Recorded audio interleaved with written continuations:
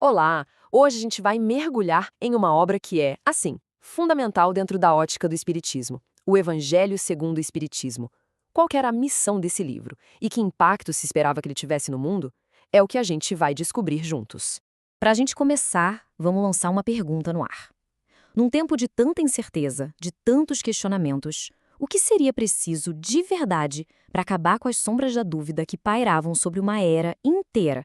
Bom, conforme o entendimento do Espiritismo, a resposta não estaria em dogmas ou em rituais. A chave estaria em lançar uma nova luz sobre a moral. A ideia era que uma releitura bem profunda dos ensinamentos de Cristo poderia finalmente trazer a clareza que faltava.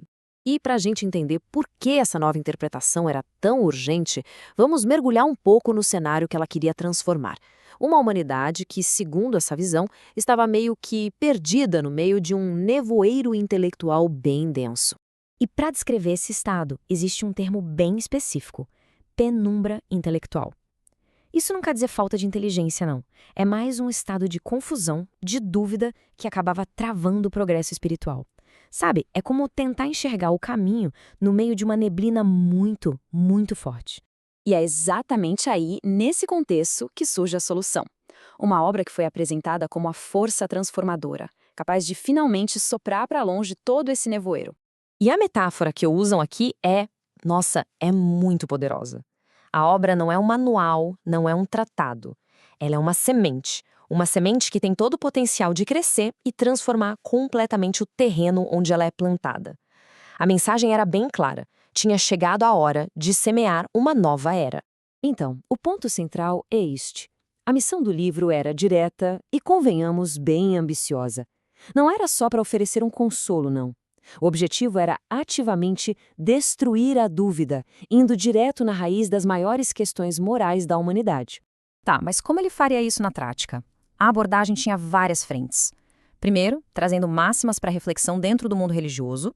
Segundo, dando instruções que a gente pudesse aplicar no nosso dia a dia. E terceiro, encarando de frente as questões mais complexas da moralidade. Com isso, fica bem claro que o impacto que se queria não era para um grupo específico. A obra foi pensada para ter um eco em todas as áreas da vida, desde o indivíduo ali na sua rotina até as grandes estruturas da sociedade e da religião.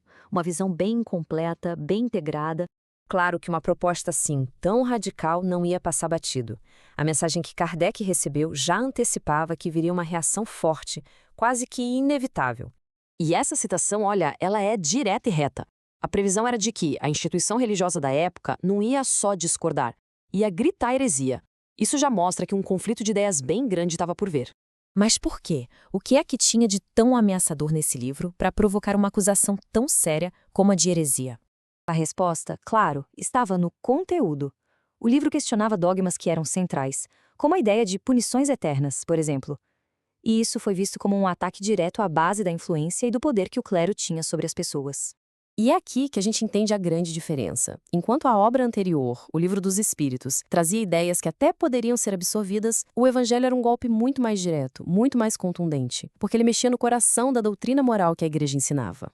Ok, então, no meio de tanto conflito, de tanta proposta de transformação, qual era o objetivo final de tudo isso? Onde essa doutrina queria chegar, afinal?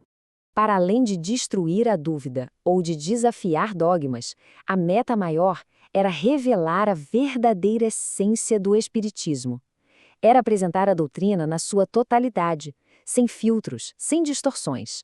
Ou seja, a ambição da obra era nada mais nada menos que apontar onde se encontra a verdadeira doutrina ensinada pelo Cristo. A sugestão era de que a interpretação que existia tinha se perdido ou sido distorcida ao longo do tempo. E com isso, a gente chega na aspiração máxima, numa escala quase cósmica. O objetivo final não era só mudar a cabeça das pessoas, mas ajudar o próprio planeta a sair daquela penumbra e se alinhar com uma ordem espiritual superior, uma visão de progresso para a humanidade inteira. E a gente termina com essa reflexão no ar. Independentemente da crença de cada um, a pergunta que fica é sobre o poder das ideias. Será que uma única obra, uma semente de pensamento, pode mesmo ter a força de alterar o curso espiritual de um mundo inteiro? É algo para se pensar, não é?